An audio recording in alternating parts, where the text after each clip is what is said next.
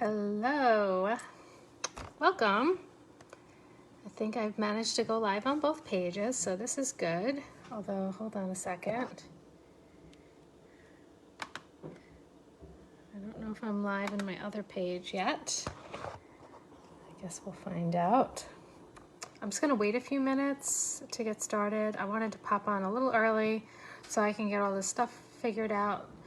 My other video is frozen, so I'm guessing that's not live yet. Let me see. Seems as though everything's working. I know I'm live in one group.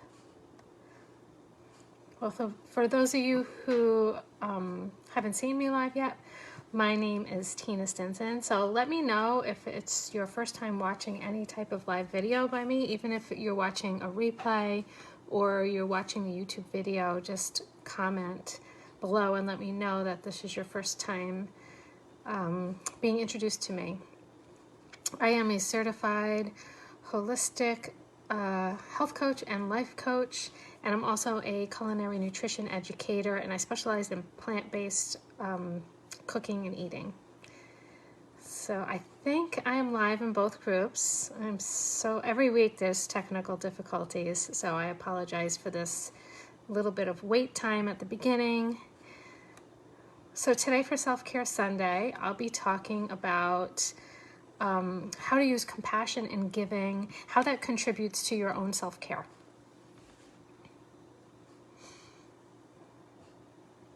Okay. So I'm just going to do one thing. I am not sure if this has started. I don't know. I apologize. Okay, well, I guess we'll find out in the end. So I'm going to go over 3 different ways to offer compassion and giving that contributes to your own self-care. And I wanted to make a point to do this so that people realize that they get a lot out of giving. Most people do realize this, but there's all these different ways that we could do this. So some people might say to me, Tina, I do not have anything to give. And there's always something that you can give. I'm not necessarily talking about monetary things. I'm talking about different things. So grab your coffee or your tea or whatever it is that you like. And we will get started. This isn't going to be a long one today. I like to keep these pretty short. I don't want to take up too much of your time. I want to make these easy to watch for you guys.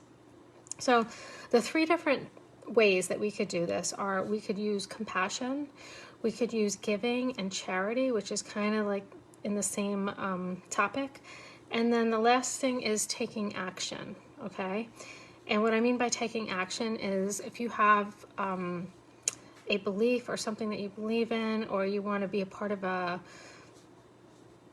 group that is fighting for something that you believe in, then that is a great way to give back, to give your time. There's many different ways that you could belong to an organization of some kind of a topic that you believe in. For instance, as an example, I follow a plant-based vegan diet, and a lot of the people that I know that do the same are very involved in protecting the animals. And so that's definitely, there's many organizations that do that you can get involved in. So I'm going to start with compassion and what that looks like. And so different ways that you can give back with compassion are like little bite-sized things that you can do on a daily basis. So just when you come in contact with other people, just being kind. Being kind could look like just smiling at someone, when you're going in to get your coffee, even if someone screws up, even if it doesn't go perfectly, just to be kind to that person. Treat people the way you want to be treated. Don't judge people for the position that they're in. So I truly believe that we're all connected, and we all have the same worthiness. Just because this person makes more money or this person has this type of job doesn't make them more worthy than another person. And so when you come across people in your day, keep that in mind, that we are all connected in one way, okay? So when you come across another person and you look at them, you need to realize that that's a reflection of yourself. And treat that person the way you want to be treated. And keep that in mind, that just because you're in a certain situation and you're looking at their situation and you have judgment about that, it doesn't make you any better than them. So try to keep that in mind, that everybody deals with different things, and we all would not like to be put on a screen and have everybody draw up all the so-called bad things that we've done in our life and have judgment passed on us on a continuous basis. So we should learn to look at other people in the same way, okay? So some people might say to me, well, everyone does that to me. And one of the things I could say is that whatever you put out into the world is what you're going to get reflected back at you. So if you feel really judged, then maybe take a look at, and you might not like to hear this, but it's very true, maybe take a look at how you might be judging other people and try to work through that and start looking at people in a different light. So giving someone some compassion can just look like being kind. For instance, yesterday I went to have dinner, and I don't eat any dairy, and so when I go out to dinner, I was just having a burrito, and on the menu in the burrito was sour cream. So I asked for no sour cream, no cheese, and she said yes, okay, fine, great. But they still put sour cream in my burrito, and it happens all the time, and most people that have any kind of dietary things that they have to follow or want to follow can definitely relate with that. And so I'm not going to give the waitress a hard time. I'm not going to get angry because that takes away from myself. And I'm also going to not tip her well, because it might not have even been her fault. So I'm not going to take it out on her. So being kind to her, I'm still going to give her a great tip. She was a great waitress. She didn't do anything to me intentionally, so I'm not going to get angry. I'm going to be kind. And then next time I go to that same restaurant, maybe I'll emphasize even more that I don't want any dairy on my burrito. So that's just the one small thing that you can do when you're at a restaurant and you're dealing with another person that might do something to you that you might not like. That's just one way to handle it, to make everybody's life better. Because getting upset is only going to make you upset also. So that's one way to handle that. Now, as we go into giving and charity, that could look like so many different things. So you could obviously give money, donate money. You can donate your time. You could donate resources or things. Like some people, you can donate a car. You can have like a monthly donation to somebody that's a charity that you care about.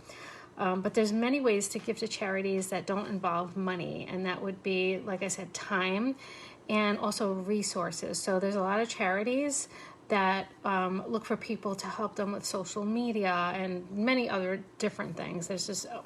So if you do something specific and you're really good at something that you can offer one of these charities that you love, that you really care about, but you don't feel that you can give them a monetary donation, then you can give your time.